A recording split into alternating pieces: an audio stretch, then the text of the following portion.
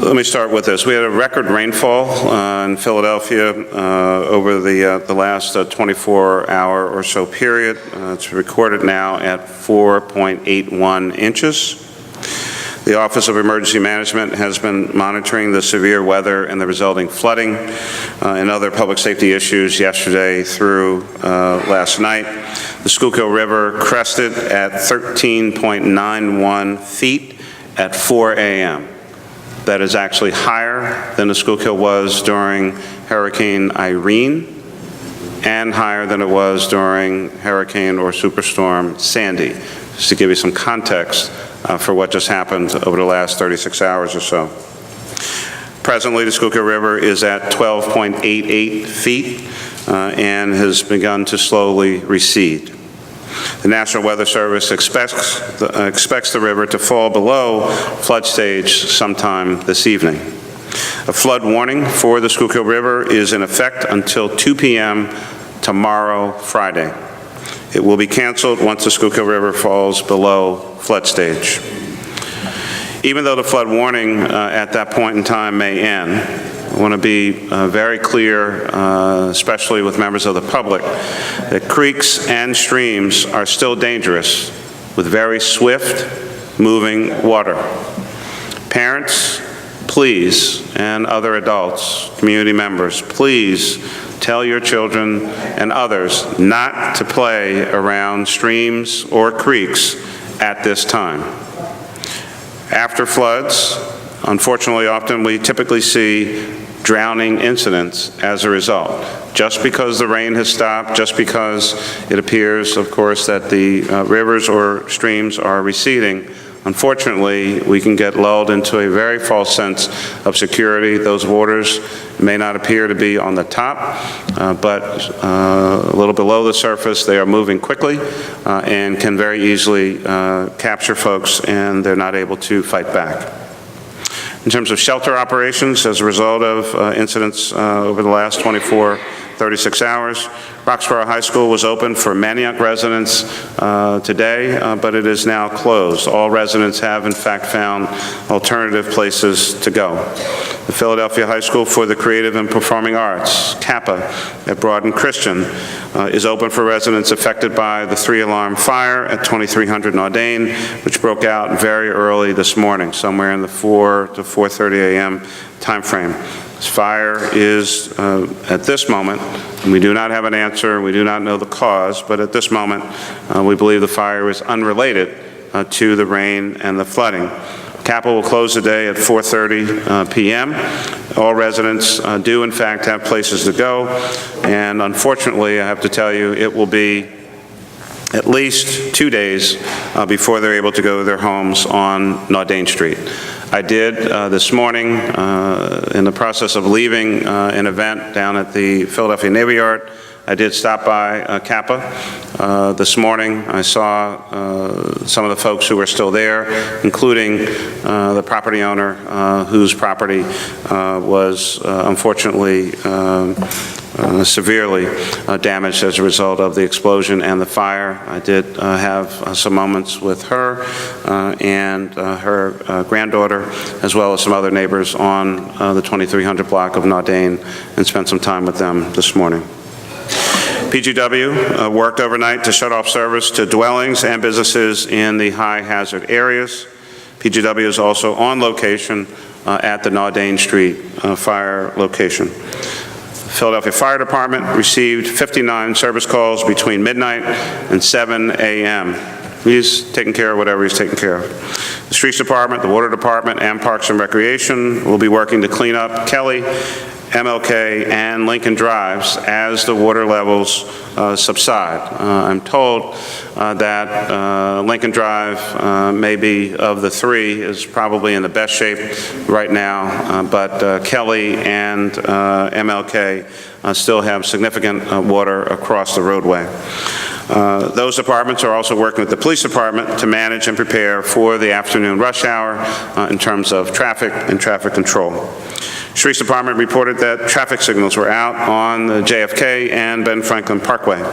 Temporary generators have been set to those intersections in question, and all traffic lights are now operating.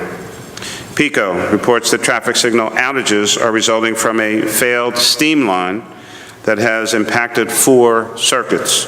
This is causing scattered power outages throughout the city, affecting both residential properties and our street signals, traffic signals. PECO and the Office of Emergency Management will continue to work on this issue and develop a plan, again, for the afternoon rush. Also, due to the failed steam pipe, 16th Street from the Parkway and Ray Street is closed and will remain closed through the rush hour today.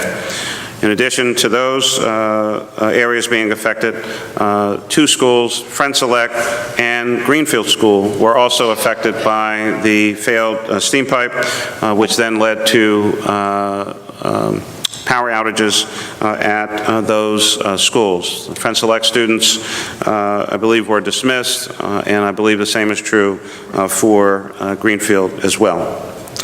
Lastly, PennDOT has reported that all of the expressways are clear of water. They're clear of water. I don't think they're clear of traffic, and given what's going on in the city and the drives, there will probably be more traffic on the Schuylkill. The crews will check roadway conditions and inlet cleaning after, again, the water level drops so that we can get any debris and other materials off the roads. SEPTA reports partial service restored on the Manayunk-Norristown line. SEPTA can give you more details about that with service going up to Mequon. Crews will conduct track inspection, and that will occur, again, once the water level drops. There is still water on some parts of the track areas on the Norristown line. Several bus routes through Manayunk are also on detour. All agencies present can certainly provide additional information on any of these issues, but first up will be Sam Phillips, the Director of the Office of Emergency Management. Sam? Thank you. Good afternoon. Thanks, Mayor Nutter. We did have a pretty significant flooding event, and we are we still have a lot of water in the Main Street Manayunk area and on the drives. I don't expect that they will be open this evening for rush hour because we need the water to recede, and then we have a pretty significant cleanup operation that has to happen with some of the partners standing behind me. Once the water does recede, we'll be working to do cleaning up of the Main Street Manayunk area and then also damage assessment of the properties that have flooded. So we'll be working on both a residential damage assessment but also a commercial corridor damage assessment. If you are either a residential property owner there or commercial, we do encourage you to call 311. We're tracking damages for a potential declaration. I'm not sure if we're going to get the thresholds that we need to make that happen, but we do want to hear from the public and track all related costs. So that's all I have. The river currently is at 12.88, so still high, still above flood stage. And again, we hope that by later on this evening, we'll be back below flood stage and then down to action stage. Thanks. Deputy. Good afternoon. The fire department responded to the 2300 block of Nardane for an odor of fumes. Upon arrival, they detected high levels of CO and started evacuating the apartment building and neighboring homes. And during the course of those evacuations, there was a subsequent explosion and fire, which they were able to extinguish safely. As a result, you have about 10 homes that are going to be not be able to be occupied. 6 of those homes have severe damage, and the other 4 are mostly water damage. Chief Sullivan.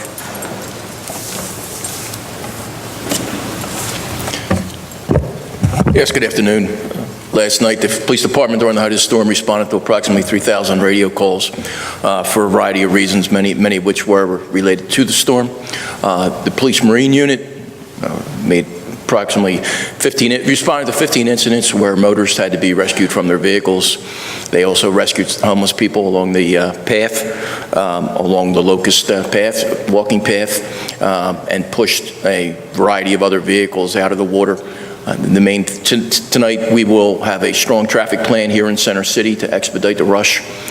We will also be deploying to those areas where the power is still out to ensure that we have enhanced patrols. And finally, again, just to reiterate what the mayor said, we are very concerned right now in the areas such as Pennypack Creek, Tookanny Creek, Wissahickon. Historically, this is the time when we have tragedies, when people lose their sense of concern because the storm is over. Now, this is when the water in those waterways become the most dangerous, and just can't stress enough that people need to stay away from the water and stay out of the water. Thank you. Commissioner? Good afternoon. As was stated earlier, the Department of License and Inspection is responding to a number of building emergencies. One previously mentioned, 2300 block of Nordane Street. Our inspectors have been on scene inspecting the surrounding properties in the rear and across the street. We've already confirmed the structural dangers that had been posed at 2310, 2312, and 2300 Nordane. We'll remain on scene and assist the fire department with our investigation of those areas, and we'll continue to work with the utility companies to restore service until we get residents safely back in those properties when the scene is dismissed. We're also concerned about a number of other areas on Main Street. We're waiting for the waters to recede to inspect businesses around the location areas to ensure the structural stability of the properties and the businesses in those areas. One of the messages that we certainly want to get out, I think that was repeated earlier, is that even though the storm is over, the danger still exists. When buildings absorb that much water in that short period of time, it can increase the likelihood of a collapse, and especially in vacant properties. And so we're encouraging the public to contact either 311 or if it's an immediate emergency, 911, to get us out there as soon as possible so that we can address any dangerous situations. Thank you. Thank you. Good afternoon. I'll be brief. Currently, due to flooding on certain streets, we have 13 bus routes on detour. As the water subsides, we'll be resuming service to those routes, so I urge everyone to tune into the SEPTA website, www.septa.org. In addition, the regional rail, as the mayor mentioned, the regional rail line to Norristown is currently operating to Mequon due to flooding. Once the water subsides, we'll be inspecting the track, make sure the operation is safe, and hopefully we'll resume that service at the earliest by tomorrow morning. There was relatively few casualties and issues. There was a bus that was stranded, the 61 bus at Flat Rock Road. Again, it was engulfed in water. Once the water subsides, we'll be removing that vehicle. But that's it. I urge everyone to view SEPTA's website for updated information. Thank you. Good afternoon. I'm Judge Renee Cardwell-Hughes, the CEO of the American Red Cross. And as you've heard, we did open up 2 shelters in partnership with the city. While those shelters will close this afternoon, I really want to encourage the community to be extremely cautious with several things. Number one, food. If your food was in any way exposed to storm water, it is critical that you throw it out. Do not take the chance of eating or drinking anything that may have been exposed to storm water. I also want to thank those residents who did evacuate in compliance with the orders. Evacuation is the safest call, but if you have to shelter in place, it is critical that you have the shelf-stable supplies and flashlights necessary to remain in your home should you lose power and not be able to get out. You can check our website, redcrossphilly.org, and get all the information you need, or simply call us, 215-299-4000, and we'll help you learn how to escape if you need to, or shelter in place if you need to. But thank you very much.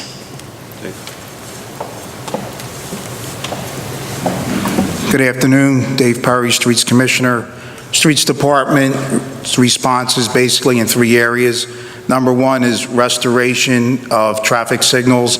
At the height of the storm, we had 18 intersections in Center City in which the traffic signals were off. We've restored all but 6 at this point in time. Of the 6 that are still problematic, 4 of them are on emergency generators, and the other 2 are situated with all-way stop signs. Secondly, we are responding with cleaning crews. We've completed cleaning of Lincoln Drive. We've started the portions of Kelly Drive that are currently accessible. We will complete cleaning at Kelly Drive and MLK as the waters recede.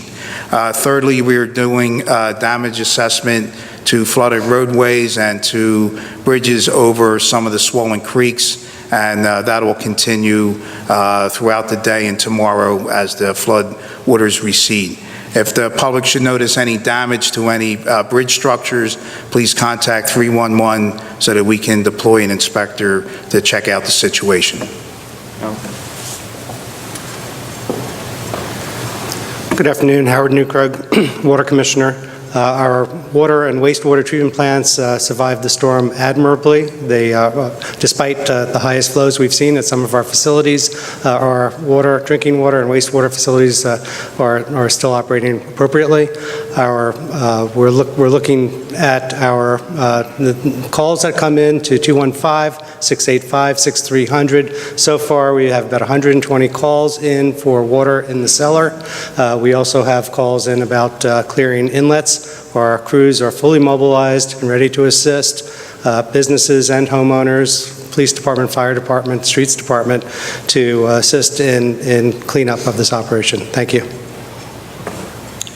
Thank all the folks who have given their remarks or comments. Thank all of our other partners who are here and the work that they are doing. At this point, we'd be glad to take any questions about this particular announcement. As I mentioned, if you have other things that you want to talk about, I'd be glad to after this breaks, and I can let these folks get back to work. Yes?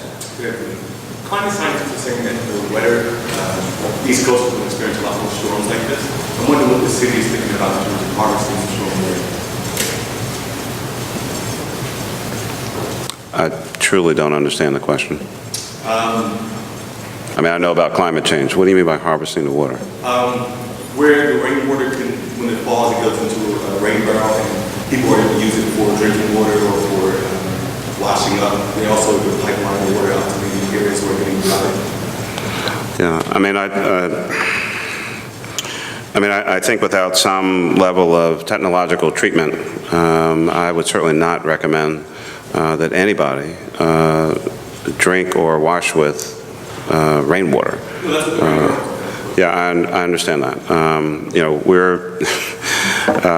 We will make whatever preparations we can make. I want to be clear and honest with you. We had 4.81 inches of water come down in about a 24-hour period. I don't know how many rain barrels you'd have to buy to collect all of that water, but on the environmental side, and I know through Howard Newkrug and our Office of Sustainability, we actually do encourage folks to connect, for instance, their downspouts to rain barrels. It helps with water slowing down, water going into the ground table, and percolates in a much slower fashion. This is kind of a unique situation. I think, if I'm remembering, this is the seventh kind of worst rainstorm in the city's history. So we do the best that we can with these circumstances, but I'll take the first part of your question. There is no question in my mind for the last 100 people on the planet who are not sure about climate change, or is it real.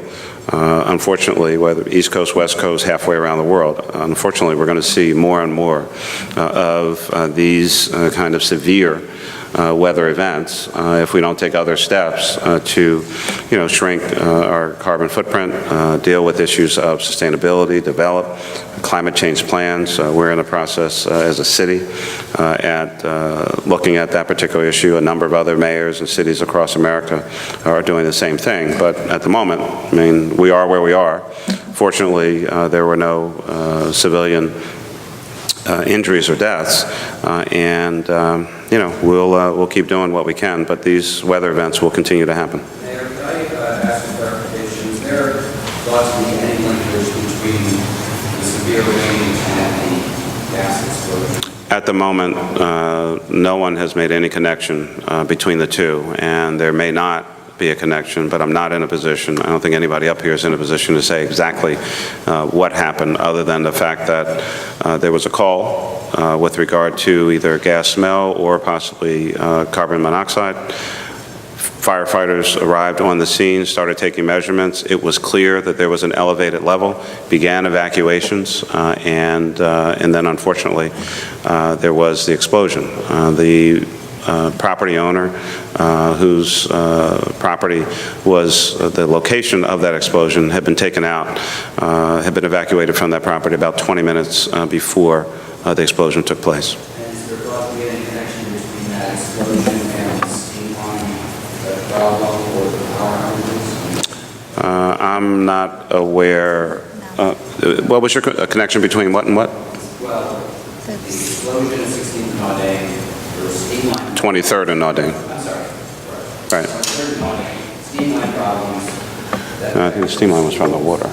Right. Yeah, we believe there's absolutely no connection between those. The property is the property. The 16th Street was from water going into, I guess, manhole covers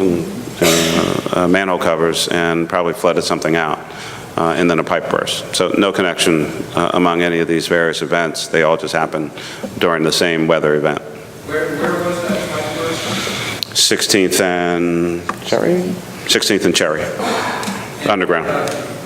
If I heard correctly, people were called to the 2100 block of Naudé because of gas smell? No, 23. That's where the explosion was. Yes. But I thought we were told that the initial...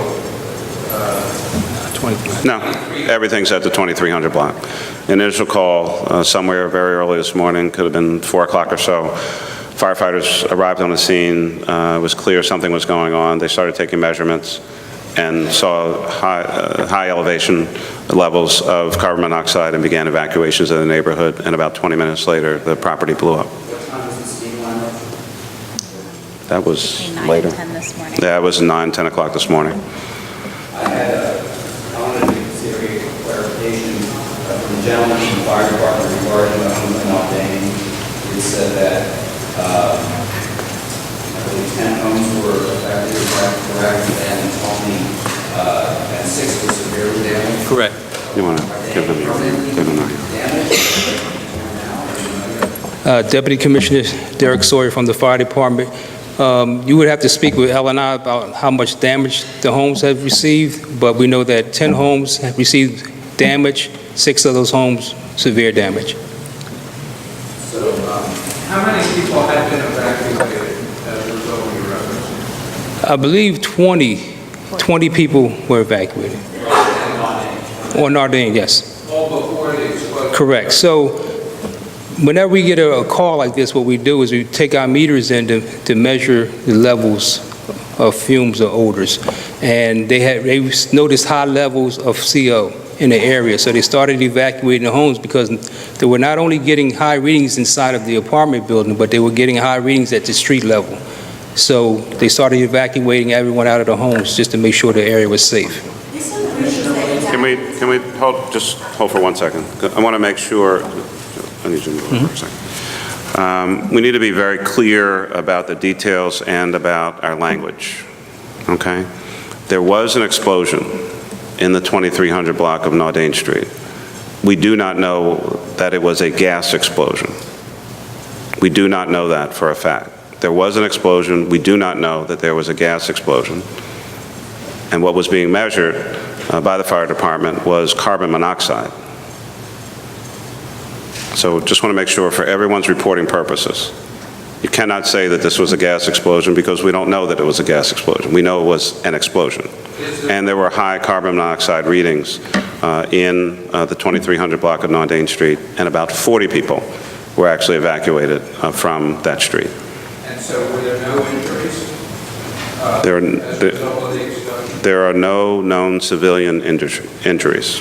And is there a relationship between natural gas that goes through our PGW pipelines and CO? I'm not a scientist. I do not believe so. You want to take that question? I mean, absolutely. I don't know. But not in this instance, as far as we know. I mean, there is a relationship between natural gas and carbon monoxide chemically, but in terms of the incident at Naudé Street, there is no known relationship between what happened there and any gas that's gone through any part of any infrastructure monitored or secured or operated by PGW. So the presence of carbon monoxide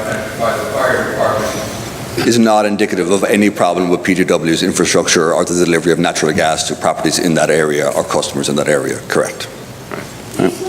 That's why it's really important that we keep track of what was what.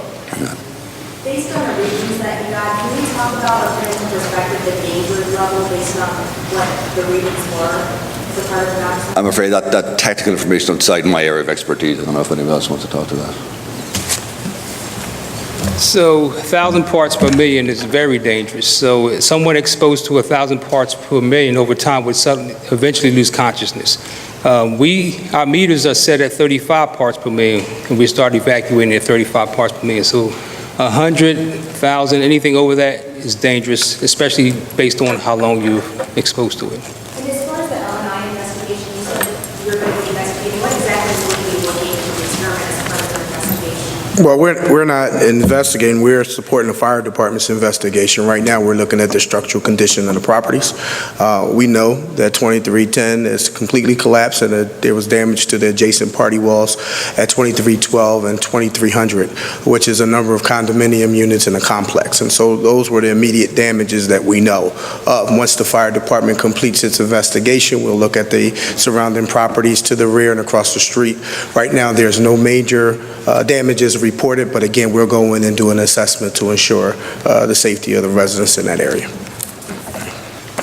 So of course, L&I is after the fact. There's no investigation for them to do other than inspection work. The fire department did go to the 2300 block pursuant to people reporting the smell of gas, is that correct?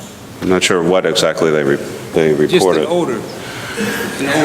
An odor. It wasn't the smell of gas, it was an odor. Yeah. And of course... And, I mean, again, we should, before you do that, Bob, and they did exactly the right thing by making that call.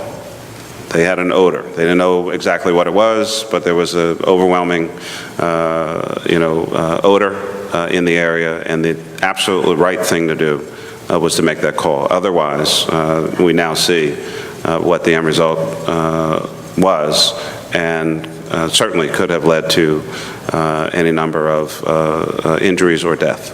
So, go ahead. Is there a typical source of carbon monoxide measurable in these quantities in an urban environment? Absolutely. You have carbon monoxide in your home right now. If you have a stove, a heater, if you're utilizing a kerosene heater, you're going to have carbon monoxide in your home. Carbon monoxide is basically a product of incomplete combustion. So anytime you turn on your stove, your gas range, your heater in your basement, you're going to have some carbon monoxide. But it has no smell. That's correct. Any idea what it was that people smelled in your officers? No, we have no idea. So once again, we just do the investigation. We take our meters in to make sure everyone's safe, and then we react from what we get on our readings. Yes. Being a zone that's flooded often, neighbors are concerned that new construction is being built without an elevated foundation. Do you think that construction in Manayunk should be elevated above sea level? I don't know that there's been any recent construction in Manayunk that does not have significant elevation. There was an evacuation from Venice Lofts. I know for a fact that Venice Lofts is built with significant elevation on what would be the first level. But there was an evacuation there because the waters had gone so high. Given the location and zoning and other building requirements, I believe it's virtually impossible in most areas, in the Venice Island area specifically. I believe it's almost impossible to build any new property that does not take into account a significant elevation of the living quarters as opposed to like a parking area or something like that. I don't think anything's been built there in recent history that does not have that particular factor. Last question, or last couple questions. Speaking of start cleaning up this stormwater, most of it's contaminated. I don't think people wear their gloves at all. How important is this water? Sure, yeah. I mean, again, this is not, this is not a Sunday afternoon sprinkle. Just, kind of put your hand out, there's a little bit of water, and, you rub your hands and, things are done.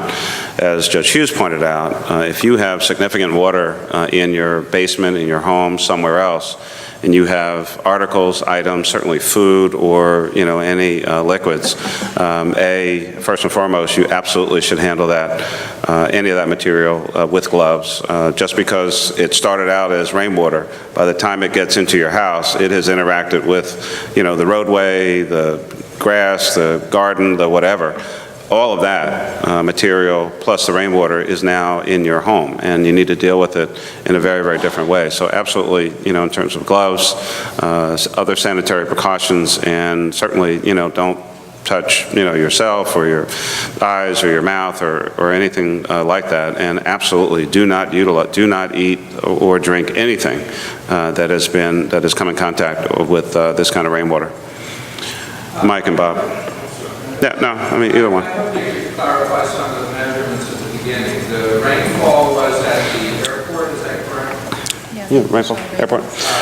Airport, 4.81 inches. Right, and where is the Schuylkill River measured? Exactly. There are gauges in Philadelphia.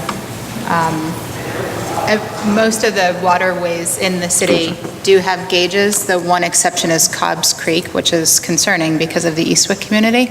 But every single river was above flood stage during this event. Well, these particular measurements for the Schuylkill were very precise.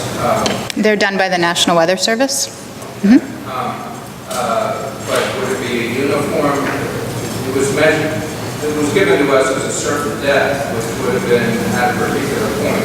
Or were those figures above flood stage? Well, the flood stage is 11 feet on the Schuylkill River. Action stage is 10 feet. So so basically anything above, and we were at 13.91. So that's 3.91 feet above action stage and then 2.91 above flood stage. And right now it's at 12.88. So still above flood stage. Chief Sullivan. 15 rescues, water rescues? Yeah, rescues. Come on, Chief. They love the sound of your voice. Yes, sir. Yes, there were 15 incidents where we had motorists who had driven into the water and had to be. I'm sorry?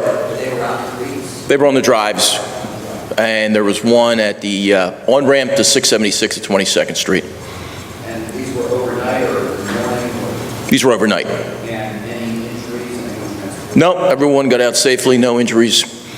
Luckily, we had pre-staged a lot of resources. We had coordinated with the Philadelphia Fire Department to make the most of our combined resources. So when the calls came into 911, we were well positioned to respond quickly before it got to the point where the person was in any imminent danger. By blocking access, but you were well positioned by blocking access? Well, by blocking access and by historically, we know where problems. What I'm saying is, were people, was this number 15 a lot for what the situation was, or were people heeding the emergency? No, I think mostly people were heeding the emergency, but this was an extraordinary downfall, so it was too many, but not surprising. Thank you all very much. If there are any other questions for any of the agencies, certainly you can reach out to them individually. If there are any other updates, we'll provide them. But I think we've, pretty much, kind of taken care of. We've given you everything we have, and if anything else happens, we'll be in touch. If you have anything else for me unrelated to this, these folks are going to get back to their great jobs, and take any other questions that you have. Thanks, gang. Thank you.